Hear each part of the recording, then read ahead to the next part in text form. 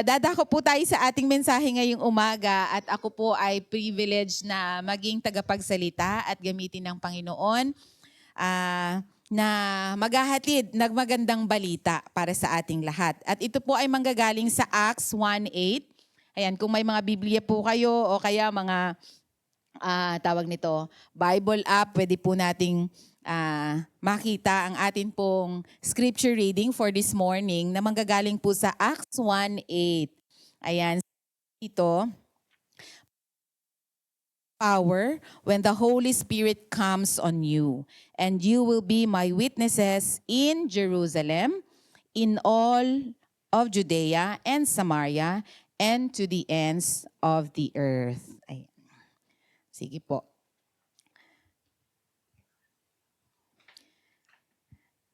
Ang bilis pong makapag-book ni ni Pastor Gino. Kailan ba niya kami? Noong nag-anniversary po ang TJF sa Misato, nakita-kita po kami kasi di ba nag-interpret po si Miss Mika ng ni Ho. Nako, sabi ko naman ganun. Sana dumating din yung araw na ganyan ako, no? Kahit na makapagsalita na lang, kahit na hindi na makapag-interpret. Makapag-translate, I mean. No, pero ayan, gamitin tayo ng Panginoon sa lahat ng kaparaanan. Po, may mga ilang slides po ako diyan at samahan niyo po ako na pakinggan at namnamin ang mensahe ng Panginoon ngayong araw.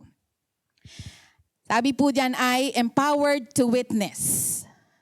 Sabihin nga po natin, sabay-sabay, 1, 2. Ayan, empowered to witness. And that is the promise of the Holy Spirit. Hindi lang po siya basta espiritu, kundi holy. No? Holy, banal. Yan. Maybe marami po sa atin dito sa Japan na hindi naman talaga pinangarap na mapunta dito. Ako din po, hindi ko naman pinangarap na mapunta dito. ang tanging pangarap ko po ay maging missionary. Kahit na po doon lang naman sa Pinas, sa mga bundok, yung mga ganun, mga liblib na lugar, magtuturo na mag-aral, magbasa at magsulat sa mga bata. Kasi nga po, nung una akong nag-commit as worker ng church, ay yun ang aking commitment. Natuturuan ko yung mga bata na magbasa at magsulat. Kasi nung pong na-expose ako sa mga remote area, nakita ko po yung mga bata na kumakanta, nandun po yung lyrics sa harapan, pero hindi nila nababasa. Tapos nung magsusulat na po kami ng verse, hindi rin nila maisulat. Sabi ko, ganito pala yun. Kaya sabi ko, sige, gamitin niyo po ako, Lord, sa lahat ng kaparaanan para maturuan ko yung mga batang ito. Pero syempre, hindi natin hawak ang plano ni Lord sa atin. Ayan, at natutuwa ako ngayong umaga, pagsakay ko sa sasakyan, sabi ni Kuya, alam mo ba, nakita ka sila doon sa sakay, nadaanan lang namin sa nakita lang kami sa Family Mart. Abay, kagaling naman. Yan ang empowered to witness. Amen? Amen. Ayan. Sa nasabi ko po kanina, hindi naman po lahat tayo pinangarap na mapunta dito. Lahat tayo, o halos lahat, pinangarap na mapunta sa ibang bansa, magtrabaho sa ibang bansa kasi kailangan ng pamilya. So, next slide po tayo, Kuya. Ayan, kailangan ng pamilya, ate pala, sorry. Kailangan ng pamilya, o kaya naghahanda tayo sa future, di ba? Mag-ipon, i-prepare natin yung lahat ng kailangan i-prepare para pagdating ng panahon na hindi na tayo able mag-work, okay na tayo, no? Yung mga responsibility natin bilang kapatid, bilang anak, bilang asawa, bilang kung ano, ay ma-realize natin, no? Not just financially, pero yung whole being natin, na ma-prepare natin yung ating sarili na I will be an independent one, na kaya kong tumayo sa sarili ko, na may napatunayan ako sa sarili ko. But in reality, dito po sa lugar na to, di ba? Ito, proof yan. Napakatahimik ng lugar. Hindi ba kayo nabibingi sa katahimikan dito? Just, nung una po ako napunta, tumira ako sa Tutsuura. City yun. Tapos sabi ko, wala pa akong kapitbahay dito. Ang dami-daming bahay. Wala ba nakatira? Wala akong nakikitang tao. Naglalakad, lumilibot dun sa village. Wala akong makitang tao, napakatahimik po ng lugar. Pero dahil po sa mga iniisip kong yon, parang feeling ko ang ingay-ingay ng isip ko, ang gulo-gulo ng isip ko. No? And when I started working last November, lumipat po ako dito sa Tsukuba. Tapos ako na lang mag-isa. Aba, gusto ko na lang matulog pag uwi ko. Gusto ko na lang mahiga kasi pagod ako physically. At yung alam mo yung naho-homesick ka kasi first time mong malayo. Aba, hindi lang po yung katawan ko pagod, pati yung puso ko, pati yung isip ko, ang bigat-bigat. Ayun. Kaya nagre-reflect ako, Lord, sabi kong ganon. Ganito lang ba talaga yung purpose ng buhay ko? Sabi ko, ito lang po ba talaga yun? But sabi po, sa Biblia, sabi niya, sa passage po natin ngayon, before Jesus left, yung next slide po ate. Ayan. Before Jesus left, na iiwan niya yung kanyang mga disipulo, sabi po niya doon, hindi ako aalis nang wala akong maiiwan sa inyo. Hindi kayo magiging empty-handed. Hindi lang siya nagbigay ng instruction na go and make disciples o kaya humayo pa kayo at ipalaganap ang magandang balita. Yun ang magiging trabaho nyo upang kayo ay makita sa inyo yung buhay Kristiyano na may Panginoon kayo sa inyong buhay. Hindi lang po yun empty-handed. Pero sabi niya, may power akong ibibigay sa inyo.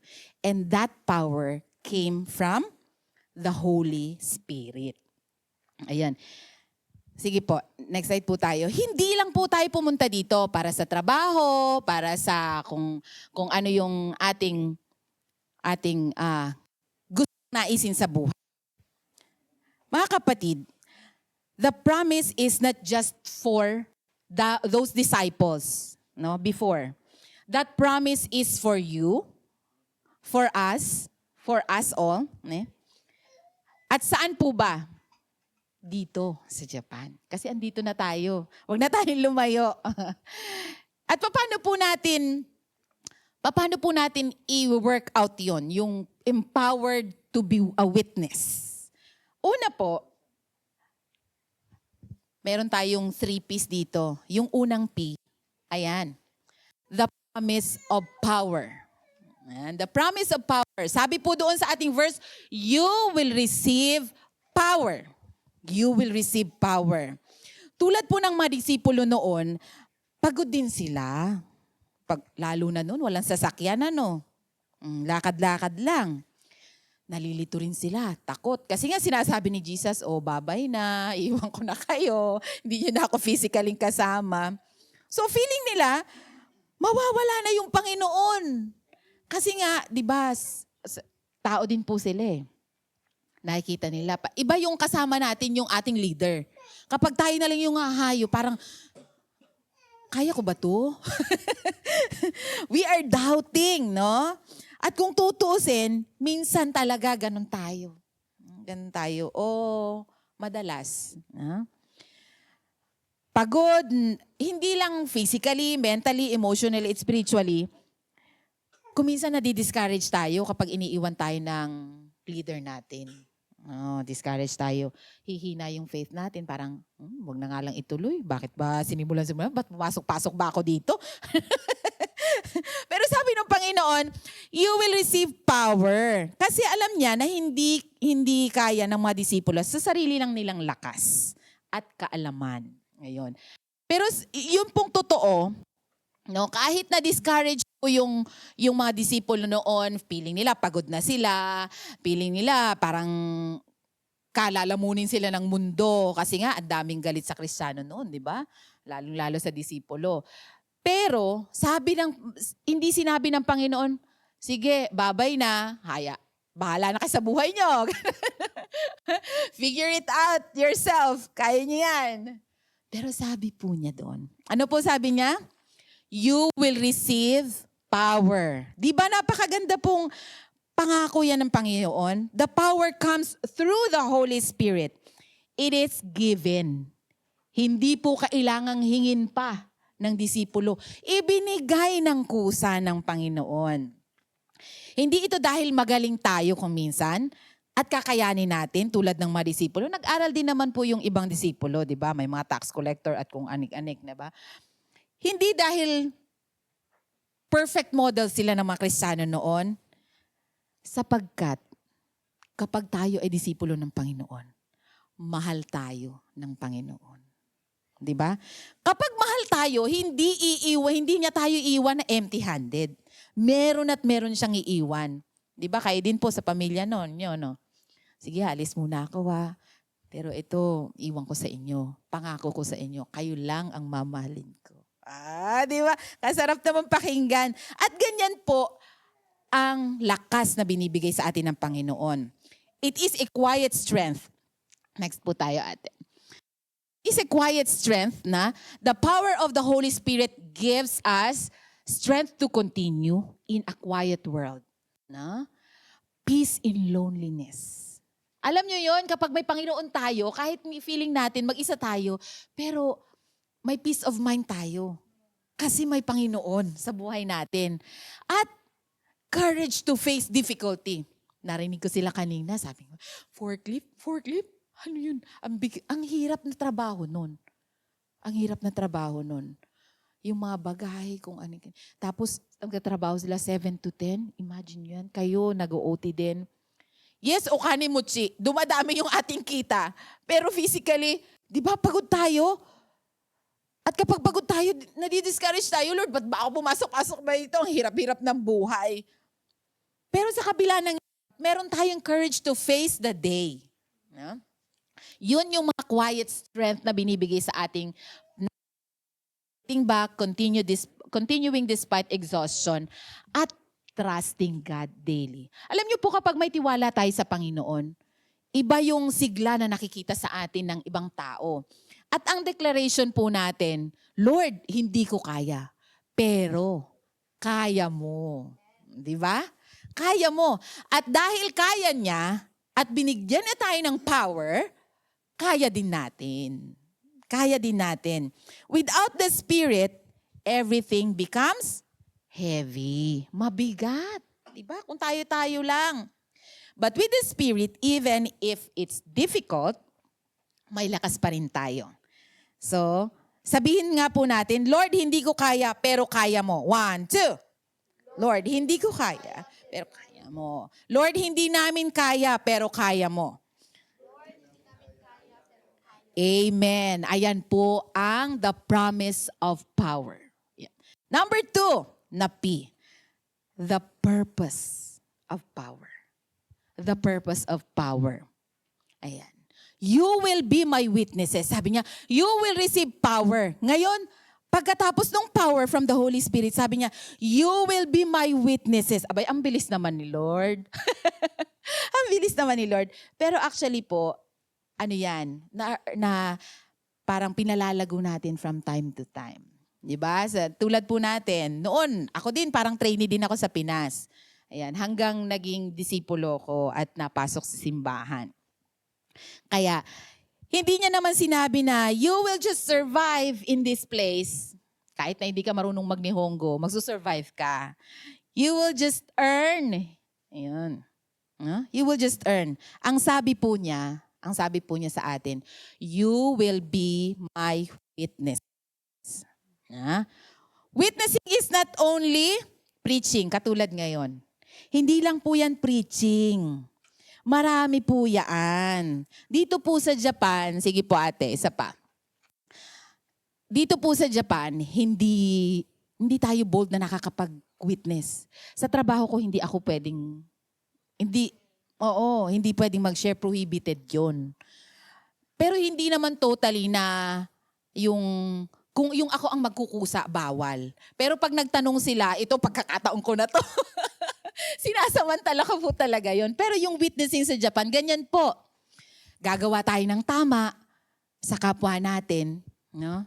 Tapos, sisikapin natin na magiging tapat tayo sa ating paglilingkod at kung saan tayo nagtatrabaho. Yun, showing kindness. Alam niyo po, isang nakita ko sa Japanese. Yang mga bagay na yan. Yes, hindi po, ilang percent lang dito? 1% or less than 1% lang ang Christian dito. Pero they are trying to do the right thing. They are trying to be honest. Kahit na walang nakakakita, walang nagnanakaw. Kahit na bukas sa bahay mo 24 hours, lumayo ka man, walang magnanakaw. Pero hindi na po ngayon, Hindi na rin ngayon. Pero alam niyo po yung kindness, sisikapin nilang maging mabait kahit na offensive na sa kanila, sinisikap nilang maging mabait. Lalo naman ang anak ng Panginoon. We live with peace and joy. Kasi kapag ito po ang nagre-reflect sa buhay natin, sasabihin sa atin ng, bakit iba yung sigla mo? Bakit kakaiba ka? Ang dami-dami ng problema na problema na yung buong mundo. Parang ikaw wala kang problema. Ang gaan-gaan ng mukha mo, masaya ka pa rin, nakukuha mong ngumiti. Kasi, ang sagot po natin, may Jesus sa amin. May Jesus sa puso ko. May Jesus sa buhay natin. Ayan. Kaya, sometimes, yung ating purpose, to be a witness, yung purpose ng power, ay hindi po kailangan laging preaching. Pakita mo lang yung best mo. You don't need words. Simple lang. Alam mo, hindi madali ang buhay dito sa Japan. Alam natin, hindi madali ang buhay dito sa Japan. Lalong-lalo na sa communication. Talagang grabe yung language barrier. Abot langit to. Abot langit. Pero hindi po tayo nag-iisa. Hindi po tayo nag-iisa. That is witnessing. The Holy Spirit is not only given for us to feel God's presence, but for the others, yung ibang hindi nakakakilala sa Panginoon, makikita sa buhay natin. Ayon. Number 3. Aba, bilis ah. Sige, number 3. Sabi po doon, ang pangatlong P, yung pattern. Pattern, kung paano natin isasabuhay yung sinabi na you will be my witnesses. Pattern ng mission. Sabi po doon, you will receive power, yung una. Pangalawa, you will be my witnesses. Saan? Saan? Sabi po niya, in Jerusalem, in Samaria, in Judea, at to the ends of the earth. Abay, grabe naman si Lord hanggang sa dulo ng sa dulo ng mundo. Ano po yung Jerusalem na sinasabi? Ayun po yung Jerusalem na sinasabi. Kasi po itong mga disipulo na to, nandun sila sa Jerusalem. So yung lugar na yon, yun yung kanilang Jerusalem. Literal na Jerusalem kasi saan nandun sila. Ngayon, ang sinasabi naman sa atin, dahil tayo ay mga disipulo na rin, sinasabi sa atin, yung Jerusalem natin, ito na yon. Yung workplace natin, no? Kung saan tayo nakatira, yung mga kapitbahay natin, yung mga ganon, di ba? Sa kapwa natin OFWs, ayan, pinangatawanan na yan ni Kuya. Salamat po ng marami. Sa mga kaibigan natin, malayo at malapit man. Marami po tayong maaabot kasi may social media na. Ngayon nga po, di ba? Kahit ala sila dito physically, konti lang po tayo physically, pero alam natin may mga kapatid tayo na kasama natin online. They were not able to go here to attend our worship physically kasi may mga trabaho sila, may mga kanya-kanya silang dahilan, pero naaabot natin sila at pwedeng gawin yon. Hindi aksidente na nandito ka, kapatid. Hindi aksidente. Sabi po ng Panginoon, we are not in Japan by accident. Diba? Hindi aksidente yan. May mga dahilan kung bakit nandito tayo. May mission. May mission. Ito po yung Jerusalem. Paano naman po yung Samaria, yung Judea natin? Sige, ate. Isa pa. Ayan. Our Samaria. Yung Samaria po, kasi yung mga Hudyo noon at saka yung mga Samarian, hindi bate. Hindi bate. Magkaaway sila. Kasi yung Panginoon niyang mga Hudyo, hindi pwedeng maging Panginoon ng Samarian. Kasi nga, hindi sila anak ng Panginoon. Kasi nga Samarian sila. Ngayon, ang sinasabi sa atin ng Panginoon nung dumating po si Jesus Christ, wala na yung mga ganyan. Inuutusan na tayo na pati yung Samaria, taga Samaria, abutin na natin. Magiging kapatid na natin. At hindi na sila yung ituturing natin na difficult people, different culture, different beliefs. Hindi na po yun. Wala na yun. Sabi po sa atin, kung sinasabi po natin, Lord, ang hirap naman nilang i-reach out. Bakit nyo ba ako dinala-dala dito? Hindi nga ako marunong magnihongo. Pero alam nyo, gagamitin tayo ng Panginoon. Kasi sabi po ng Panginoon, nung dumating po si Jesus Christ, wala nang Hudyo. Wala nang barrier sa atin. Lahat ay anak ng Panginoon. Ayun, di ba? At mahal ko rin sila. Mahal ko rin sila. Kaya kahit na po mahirap, sabi ng Panginoon, anak, mahal ko rin sila. Kaya yung Samaria at Judea, aabutin po natin yun. At kung yung Judea at Samaria po ay pwedeng maging kamag-anak natin sa Pinas na hindi pa naniniwala sa Panginoon, yung mga ganon, pwede natin gawin yun. At sinasabi ng Panginoon, you will be my witnesses because you are empowered by the Holy Spirit and to the ends of the earth. Ayan. Sige, isa pa nga ate. Ayun.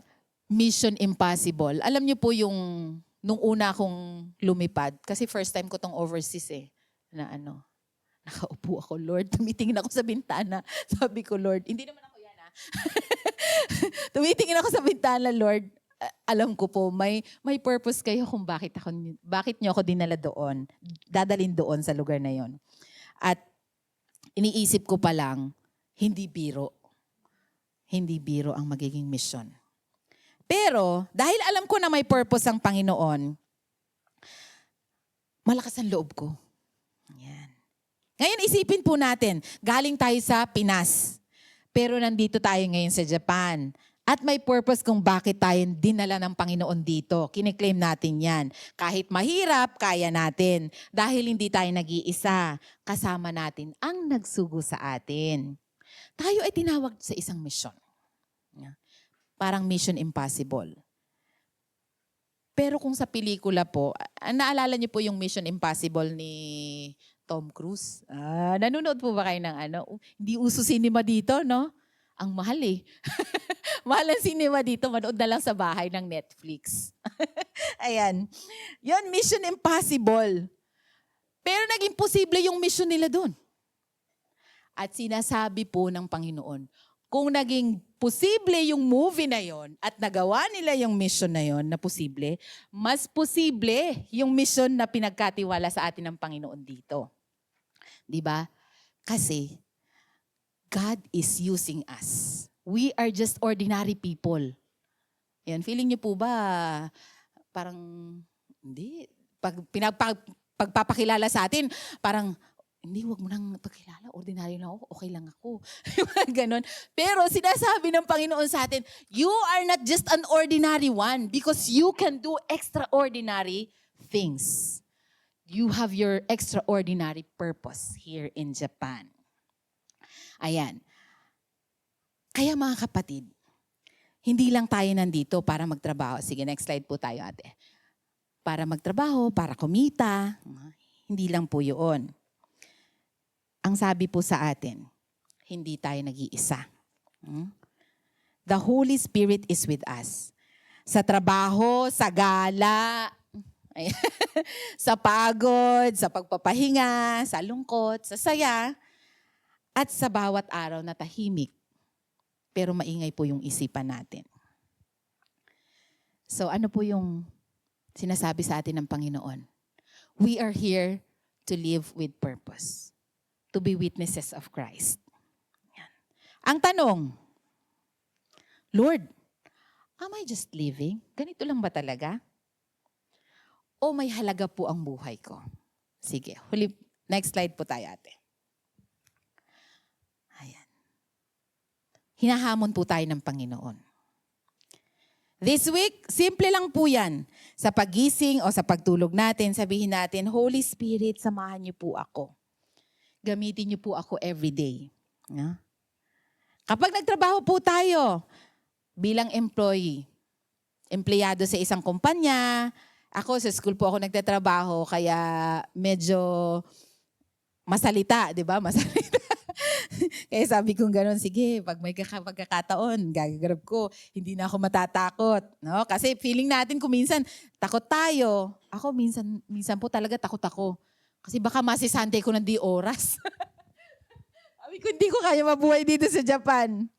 Hindi na ako mahihiya. Tsaka, kahit pakiramdam po natin, maliit tayo. Kasi nga, hindi ako matatas magnihongo, parang limited ba yung kaya kong gawin? Pero sabi ng Panginoon, God used ordinary people to do extraordinary things. Ano po yung pwede nating maging take away? Ayan, may mga take away tayo dyan. Sige, isa pa ate. Ayan, may mga take away tayo dyan. The Holy Spirit empowers us, right? Are you empowered? Sabihin mo nga sa katabi mo, you are empowered by the Holy Spirit. Ayan. Hindi lang basta-basta yan, Spirit. Holy Spirit. Holy Spirit that will comfort us wherever we go, to strengthen us in times of our weaknesses, at He will help us to shine in our own little way. Sabi po nung Panginoon, magiging witness ka. At ang sagot naman po natin, kahit nanghihina tayo, I will stand as a witness of Christ. Sabi po niya dyan, so let us stand boldly, love genuinely, and live faithfully. Ayun. Pwede po ba akong manghiram ng ano nyo? Connector. Ayun. Sige. Sa pagtatapos po,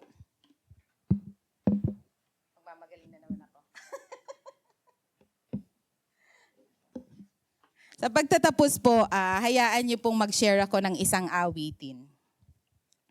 Ayan, tatry ko po yung best ko na maawit ko ng maayos ito.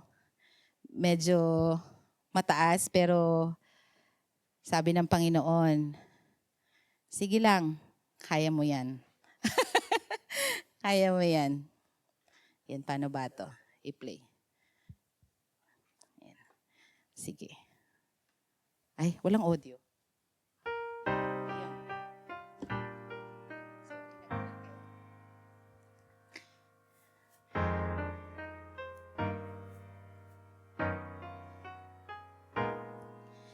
Encircled in the name of heaven's love, with grateful heart I walk the path prepared for me. The Savior is my light, my comfort and my guide, and His word is a lamp unto my feet. Yet all around me witness wonders lost. Who will He send to seek them as they stray?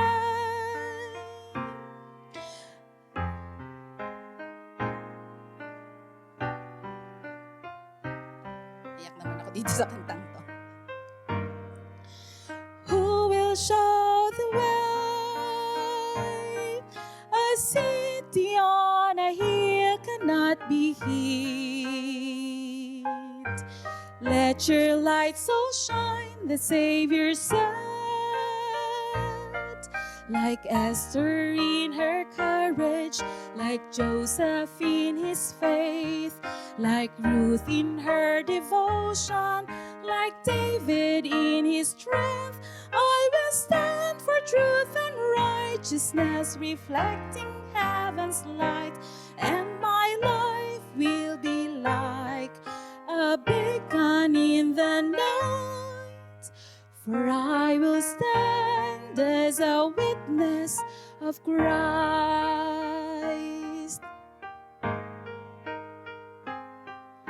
Yan po yung title. I will stand as a witness of Christ. The Spirit whispers peace into my soul. In every trial, in each uncertain hour, I know I can endure for infos.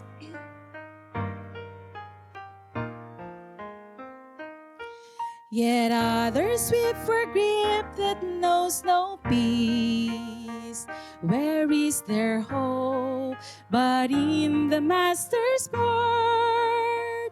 What comfort will He send to heal the hearts of men? Who will bear His love and light into the world?